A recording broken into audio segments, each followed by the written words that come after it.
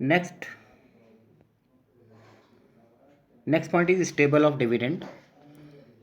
Some companies follows a stable dividend policy as it has better impact on shareholder. Students कभी कभी क्या होता है कि जो सम कंपनीज है वो स्टेबल डिविडेंड पॉलिसी को फॉलो करते हैं, जिससे जो से आपके इन्वेस्टर्स हैं या शेयर होल्डर्स हैं उन पर एक बेटर इम्पैक्ट पड़ता है and improve the reputation of the company in the share market. और इससे जो है कंपनी की जो रेपुटेशन है, कंपनी की जो गुडविल है इन द शेयर मार्केट में वो इम्प्रूव होती है। The stable dividend policy satisfies the investors. जो स्टेबल डिविडेंड पॉलिसी है ये इन्वेस्टर्स को सेटिस्फाइज करती है। Even big companies and financial institution prefer to invest in a company with regular and stable dividend policy. The increase in dividend is made only when there is confidence to company that their earning potential has gone up. Students, जो increase in dividend होता है वो तभी होता है जब company को ये कॉन्फिडेंस होता है कि जो उसका अर्निंग है वो रेगुलर यानी कि वो गोन अप होगा, यानी कि इंक्रीज होगा, and not just earning of current year are increased. और उसका जो सिर्फ करंट ईयर की अर्निंग इंक्रीज नहीं होगी, वो एवरी ईयर इंक्रीज करेंगे अपनी अर्निंग्स को। तो in other words dividend per share is not altered if change is earnings is small और seems to be temporary in nature.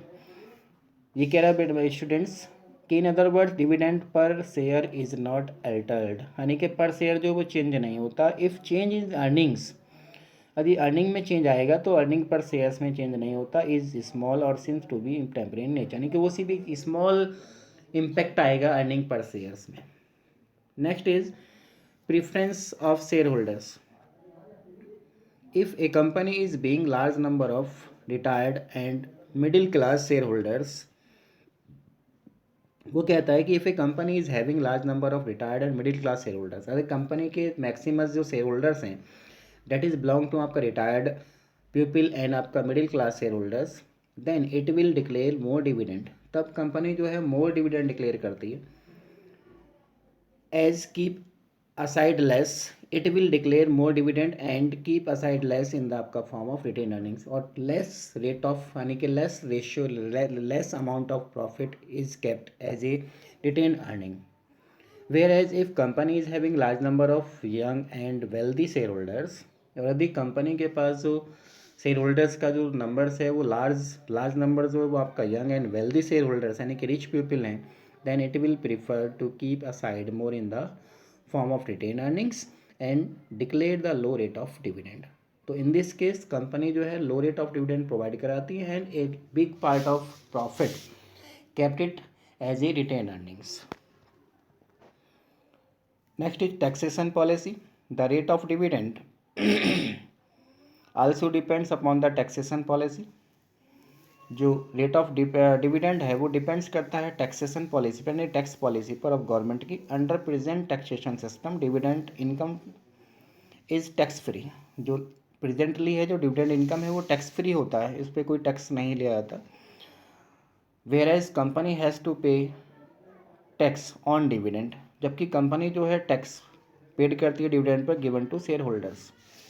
यानी कि if tax rate is higher, simple सी बात है बच्चों कि अगर टैक्स रेट हायर है then company prefer to pay less in the form of dividend, तब less rate of dividend is prefer to give the share holders.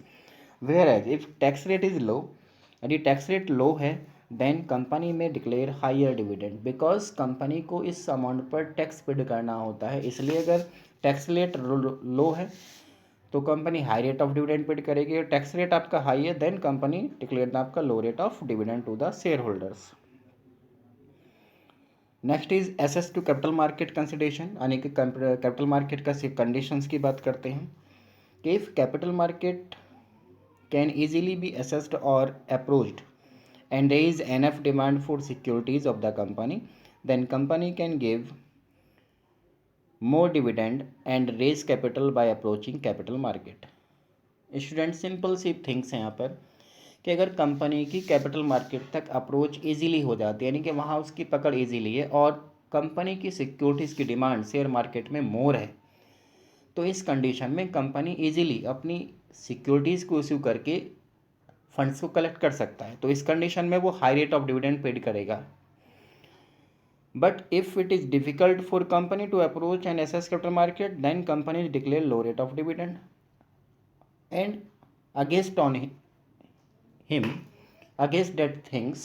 Yeah, on the other hands, if the company is not approach easily in the आपका capital market and difficult to sell their securities and collect their fund required fund, तो in this case the company provide the आपका low rate of dividend to the shareholders. Next is legal restrictions. Companies Act has given certain provisions regarding the payment of dividend. Companies जो act है वो उसमें कुछ restrictions provide कराई गई हैं regarding the payment of dividend. Apart from the companies act there are certain internal provisions of the company को internal provisions करने होते हैं. That is whether the company has enough flow of cash to pay dividend. यही reason है कि company को dividend paid करने के लिए एनफ कैश की रिक्वायरमेंट होती है. The payment of dividend should not affect the liquidity of the company. यानी कि जो डिविडेंड का पेमेंट है वो कंपनी की लिक्विडिटी को अफेक्ट नहीं करना चाहिए. अगर अफेक्ट होता है तो कंपनी की जो एक्टिविटीज़ हैं वो स्मूथली रनिंग नहीं होगी, इससे कंपनी का जो परफॉर्मेंस है वो डाउन होगा. Next is contractual constants. When companies take long term loan, अगर कंपनी ने लॉन्ग टर्म लोन लिया है, देन फाइनेंसर में पुट सम रेस्ट्रिक्शंस और constants on distribution of dividend. तब जो फाइनेंसर हैं, जो इंस्टीट्यूशंस हैं जिसने जो लोन प्रोवाइड करा रहे हैं, तो वो अपनी एक रेस्ट्रिक्शंस पुटअप करेंगे कंपनीज़ पर, ठीक है, रिगार्डिंग आपका distribution of dividend. And companies have to abide by this constant. लेकिन कंपनी को इस तरह के रेस्ट्रिक्शंस से अवॉइड करना चाहिए. Next is stock market trust reactions. The declaration of dividend has impact on stock market as increase in dividend is taken as a good news in the stock market. Student, जो declaration of dividend है has impact on stock market, इसका stock market पर impact होता है. As increase in dividend is taken. अगर dividend आपका increase हो रहा है as good news in the आपका स्टॉक मार्केट, तो इससे स्टॉक मार्केट के लिए आपके लिए गुड न्यूज़ है. And prices of securities rise. इससे आपके सिक्योरिटीज़ के प्राइस इंक्रीज़ होंगे अगर आप इंक्रीज़ करते हैं डिविडेंड की रेट को. Where as a decrease in dividend, अगर आप डिक्रीज़ कर रहे हैं डिविडेंड को, यानी कि rate of dividend is decreased, then may have negative impact on the आपका शेयर प्राइस. तो जो शेयर प्राइस है इन द स्टॉक मार्केट में, उससे आपका प्राइस डाउन होगा. So possible impact of dividend policy in the equity shares price also affect dividend decision.